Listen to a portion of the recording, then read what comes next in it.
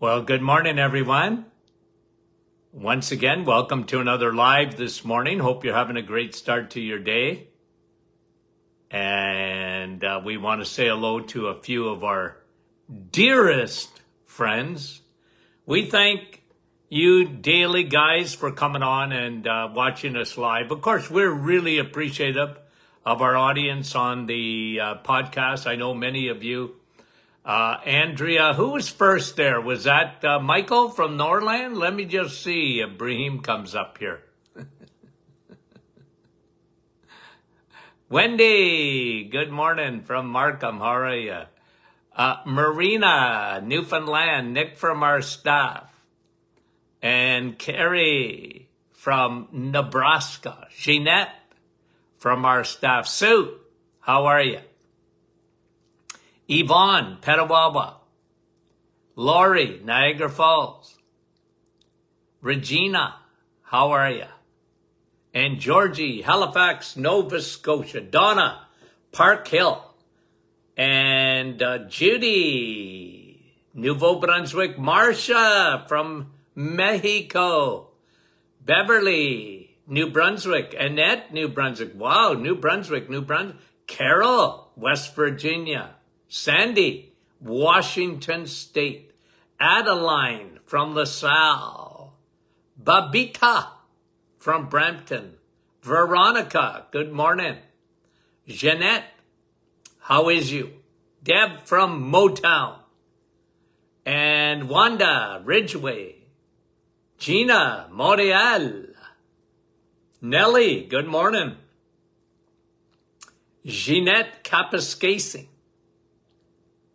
Janet, how are you?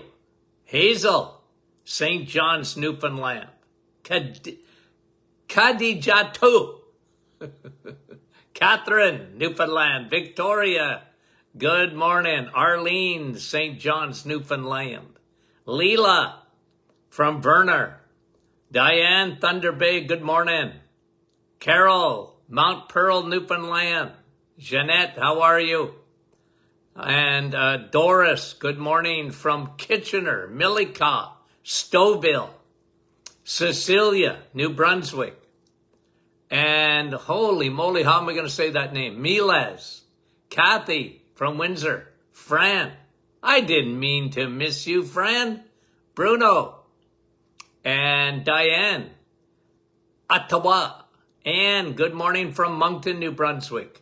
Frida, nice to have you on this morning. Yolande, I was waiting, Yolande.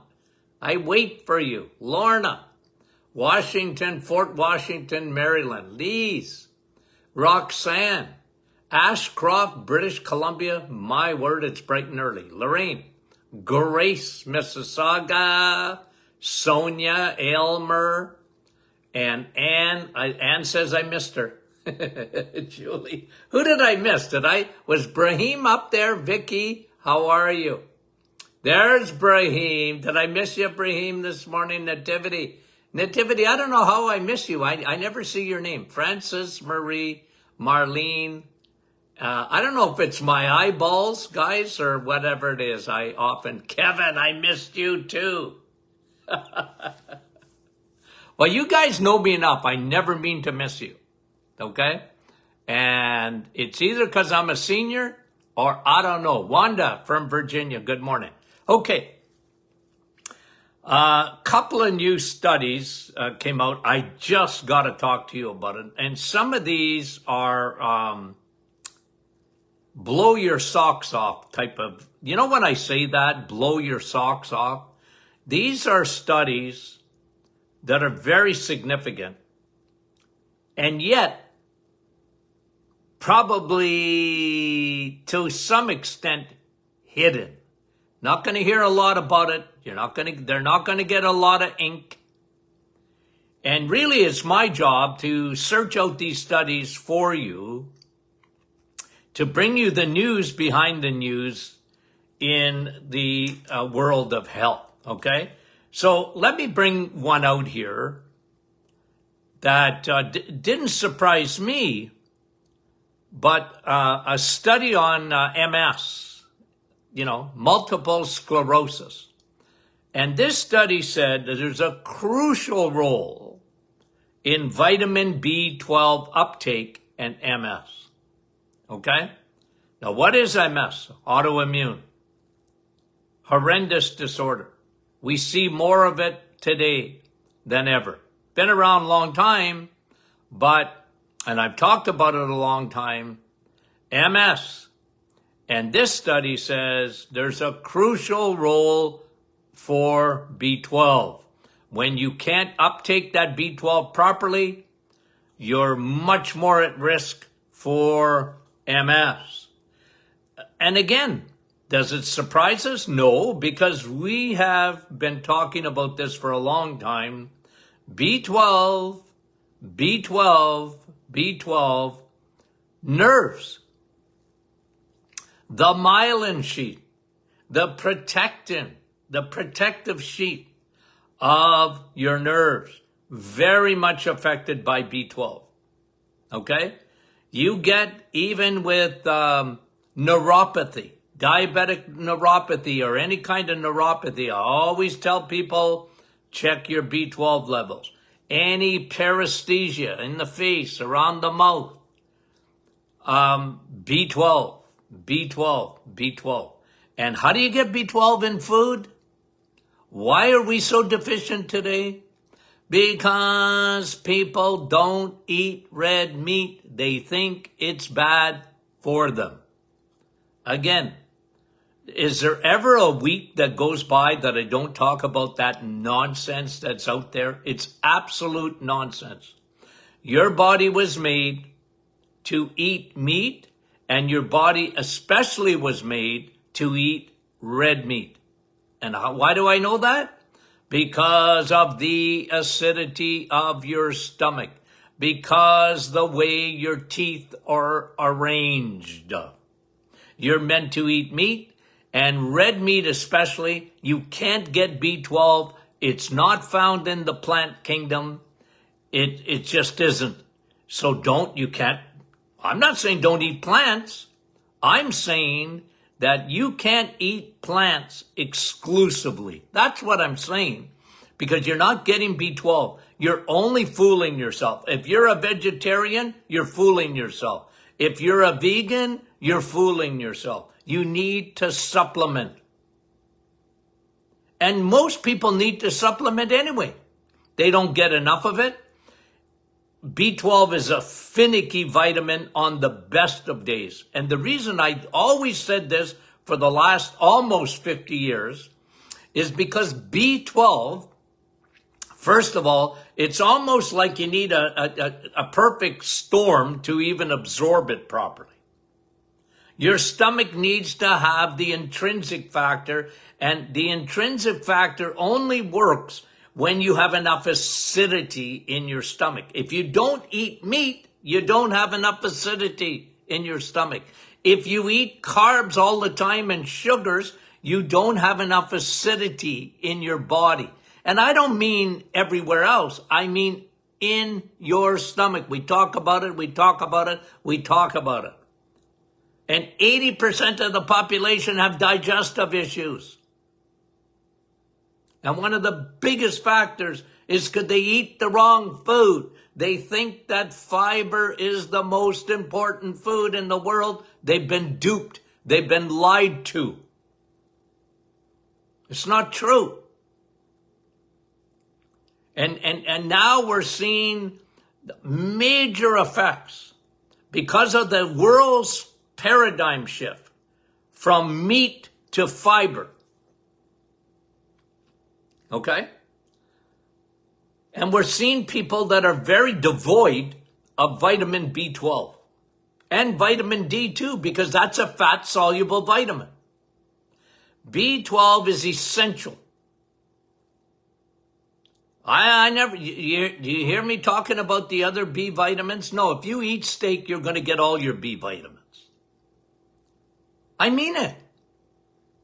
So here we are, another study. This one's significant, very, very important. And I didn't say it.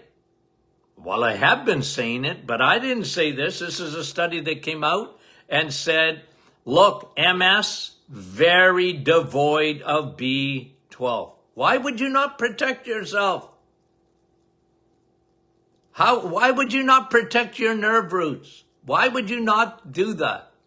You need vitamin B12, okay? So that was a big study that came out, and it's significant. Again, you can put your hand up if you've seen that study. Okay? I'm telling you guys, they bury stuff like this because it goes against the narrative. Just understand there's a narrative out there. It's not going to get better, in my opinion. It's going to get worse. Because it's the narrative of we got to get rid of cows. And we don't want, because they're bad for the planet. We got to get rid of those farmers. And, it just drives me batty.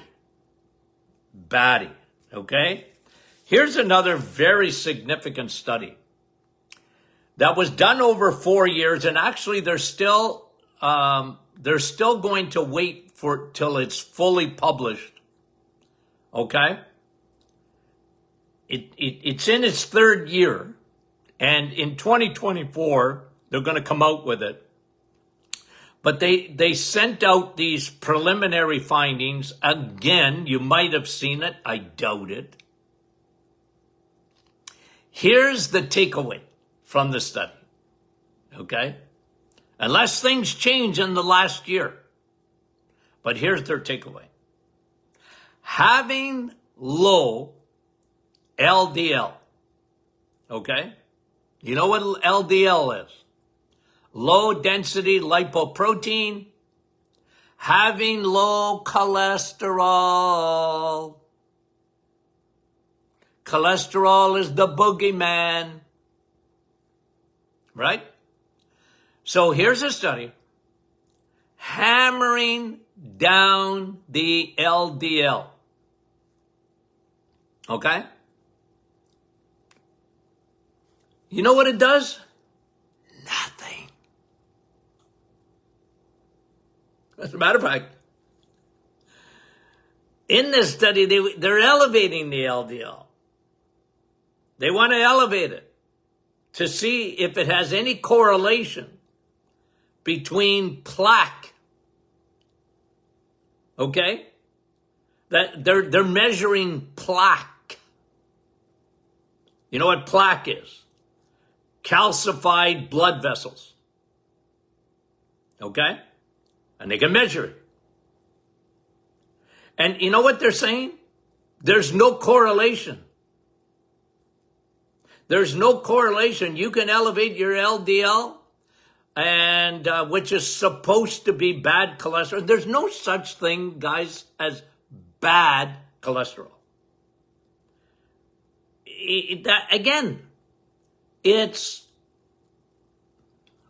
I want to be respectful. It's BS. I get so uptight when I hear, let's get that cholesterol down. And every day, and I don't mind you asking, I really don't mind you asking this because it's not your fault. Okay? You go to the doctor, okay? You go to your doctor, and the doctor is concerned. Every day, 7 days a week, I hear it. My doctor is concerned about my cholesterol. My doctor is concerned about my cholesterol. Cholesterol's high. You're going to have a heart attack. They scared the living life out of you. And you're not a doctor. You're not a doctor. So I get it. Man, oh man, scary. You're going to have a heart attack. I'm concerned about your cholesterol. They get your blood test. They don't even look at your A1C unless it's almost 7.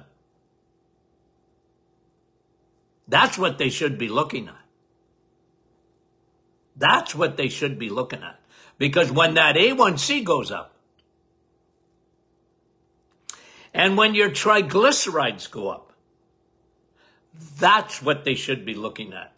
And when your cholesterol goes down, that's what they should be looking at. Okay? I just, guys, I have to tell you over and over and over again that I do not concern myself with cholesterol other than I want to know that your HDL is high and even your LDL. Okay? Doc, I got high LDL. Good for you. That's what this study is saying. That's when they try and hammer down the LDL, it don't do nothing. It does not have any effect on plaque. Now, again, I bet you dollars to donuts that you will, other than here, you're not going to hear about this study. You won't. Because again, we have a narrative. Red meat bad, cholesterol bad, and they just haven't caught up with the science. And listen, guys, look, you have to understand something. And I believe with all my heart that 99.9% of every cardiologist on the planet means well. Okay? I can't go into people's motives. I don't go into a doctor's motive. Okay? I don't know their heart. I don't know. But I do know that, vast majority of people that go to medical school, they go to medical school. They're smart, obviously. And they want to help, I think. Right? I went to be a doctor. I wanted to help people. I'm a people person. But guys, don't be fooled. You ain't changing their minds. Because in medical school, when they start on day one, medicine in a lot of ways, okay? And again, guys, I'm making blanket statements, and there's always exceptions to blanket statements, okay? I'm going to make a blanket statement. Medicine, I should actually write a book about this, got hijacked. Medicine got hijacked about 50, 60 years ago. They got hijacked. The pharmaceutical companies took over medicine. And they invented a disorder called cholesterol causing heart disease. It's invented. And I've given you the background. I told you about Ancel Keys. One man. And they all jumped on the bandwagon. The cereal companies got involved. We got to lower cholesterol. Because there's no cholesterol in cereals, you see. And they taught it. And the only nutrition that was taught, listen, I got taught by this, okay? Just have to understand. I took 2,000 hours of nutrition to get my PhD, okay? I took a lot of nutrition. But I got taught the old way in a way, okay? Here's what I mean by that. When I was doing this, I was being taught that cholesterol was bad. Now, I got to tell you something. I never believed it for a minute. But I got taught it. Cholesterol, bad. Because in nutrition, listen, okay? I don't know if I've ever told you this story or not. I think I did. I think I might have. But anyway, I told you about Ancel Keys, right? President Eisenhower had a heart attack. And he said, I know what caused that. Cholesterol. And he got all the ink. And he even got on Time magazine. Front page. His picture's there. Ancel Keys. It's cholesterol. Didn't even talk about President Eisenhower smoking 4 packs of cigarettes a day. They didn't see the correlation in the 1950s between smoking and heart disease. Did you know that? Okay. Now, go back to the 1920s. Okay. Just because I'm a historian when it comes to health. Okay. I love history all around. When I was in school, I told you I majored in recess. Remember? I told you that. I hated school. Okay? Except history. I loved history. Okay? I always got good marks in history. Always. I loved it. Tell me about history. I love it. Even today, my wife tells me, why are you always talking about the good old days or whatever, right? Like you drive me crazy. Yeah, but I like history. Okay? She said, you remember everything about your childhood. Everything. Yeah, I like history. Okay. Now, in the 1920s, Dr. Kellogg's, okay, took over. There was very little teaching in nutrition. He took it over. And since then, okay, and again, I don't want to get too religious, but I just got to tell you that the Seventh-day Adventist, okay, Dr. Kellogg's was a Seventh-day Adventist, and they believe no meat. You eat vegetables. And he created cereal. And remember, they were teaching. They took over. They started the dietitian profession. All of nutrition was being taught by Dr. Kellogg's and his friends. I'm not kidding you. That's historical. So can you imagine what happened?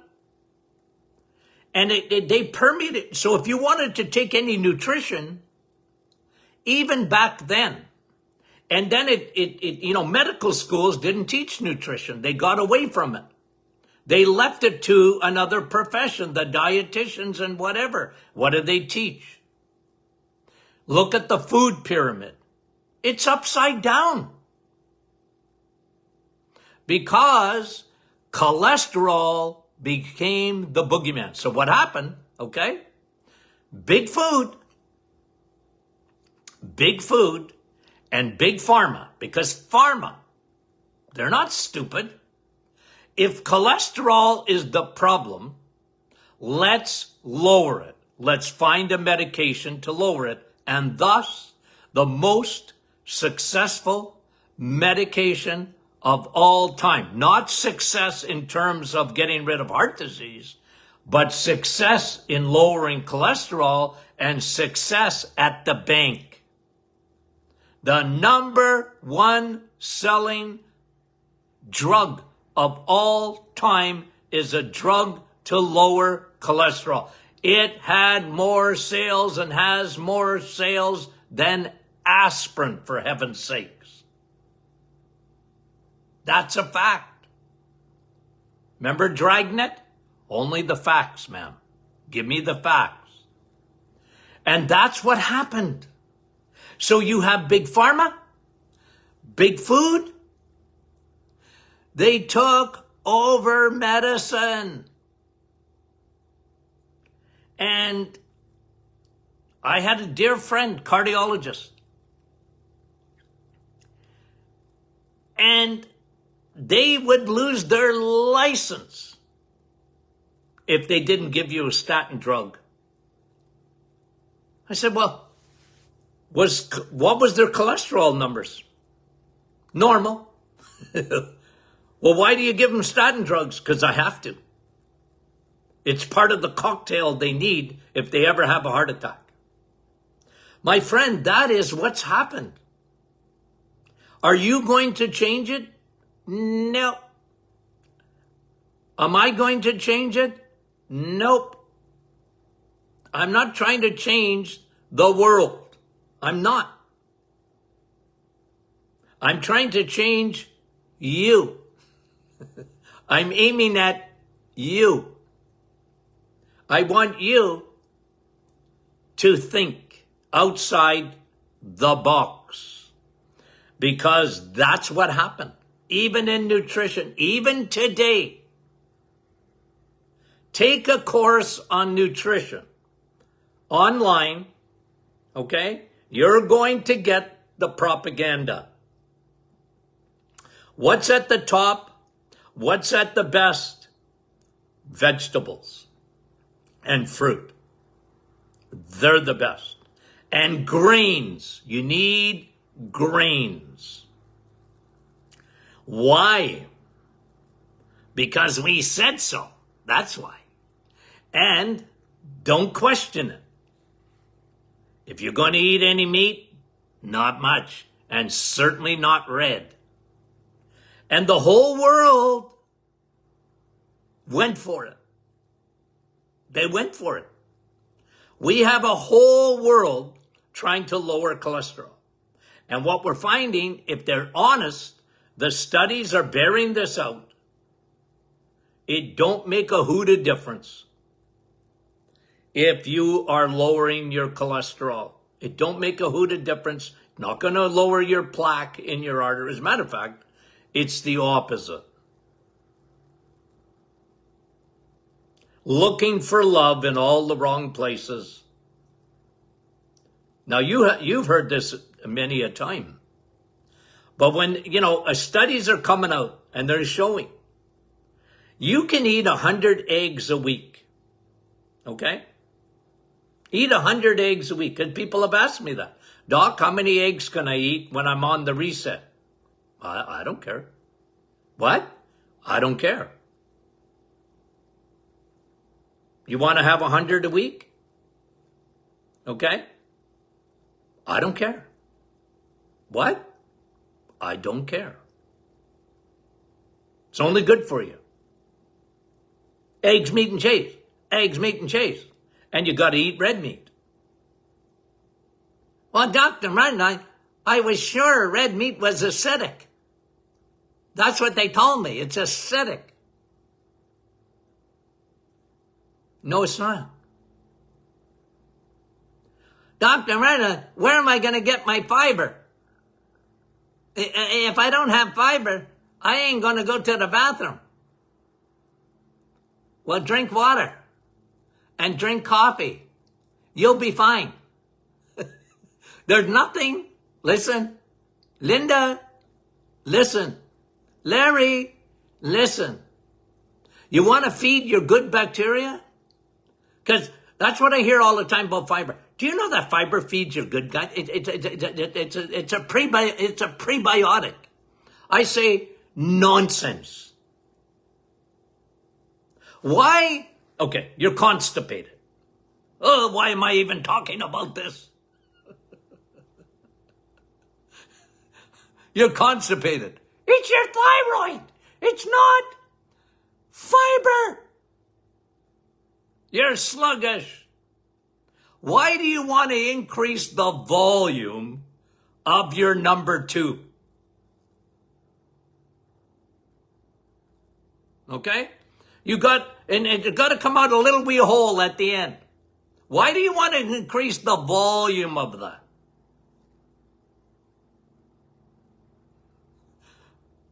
It never made sense to me.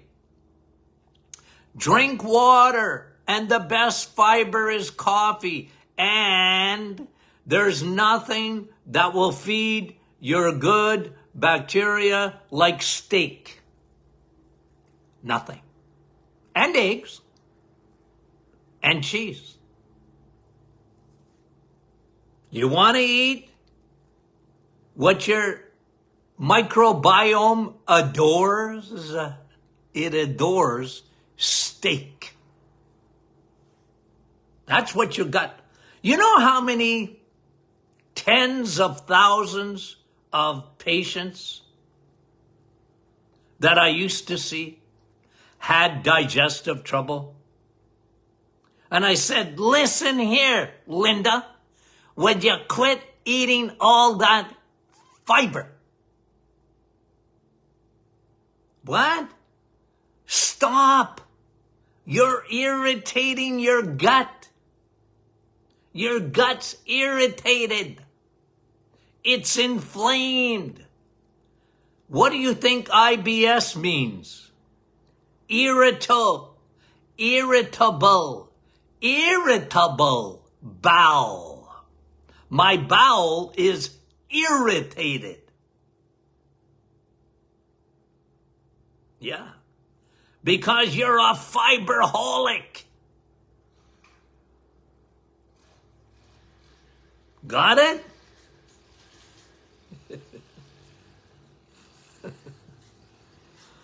Oh, I get unreal.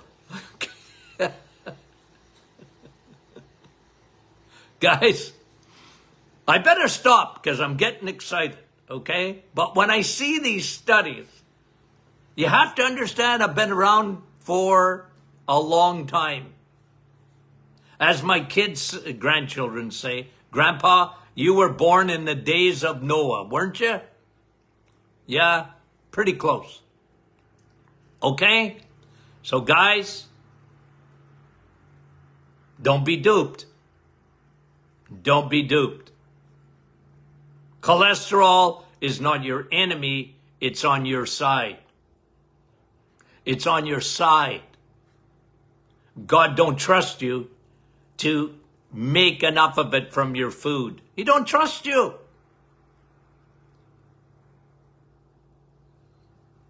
You can't be trusted. Well, you can't. But the world out there can't be trusted. So 85% of cholesterol is made by the body. God makes it, and he asks you to put in your 15%. Okay, I better stop. My blood pressure is going up. Okay, guys, we love you so much. We do. Okay, what an audience. Smartest in the world. Okay, great week. Keep on coming back. Okay, you got any questions for Friday? Send them in. Okay, we love you dearly. We'll talk to you soon.